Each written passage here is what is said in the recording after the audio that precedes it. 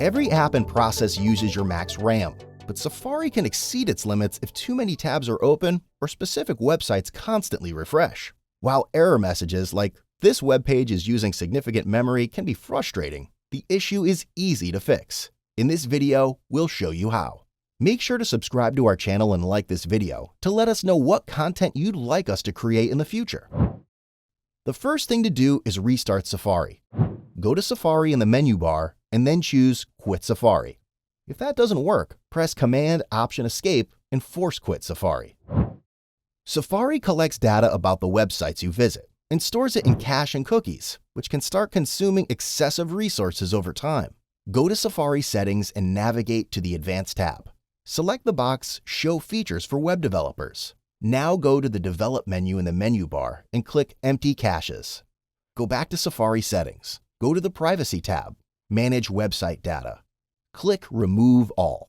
If this couldn't fix your Safari error, you may want to try Clean My Mac. This smart Mac Care software lets you free up space, neutralize malware, and improve the performance on your Mac. The app has a helpful menu that shows which applications are using the most resources and lets you free up memory with just a few clicks. Once you install Clean My Mac, go to the app Settings and Enable Menu. Now click the Clean My Mac icon in your menu bar and click Free Up on the memory panel. That's it. You can try Clean My Mac for free for 7 days. Just follow the link in the description. If you want more insights into RAM and how to free it up, watch this video, in which we share 7 ways to release memory.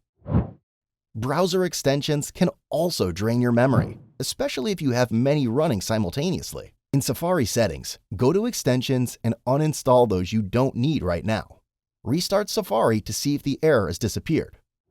If you encounter the Safari error often, you may want to reconsider the number of open tabs. Bookmark the links you don't want to lose and close the rest of them. You can also save any web pages to Notes by clicking Share on a web page and adding it to Quick Note. What helped you fix the Safari issue? Share your tips in the comments below. See you next time.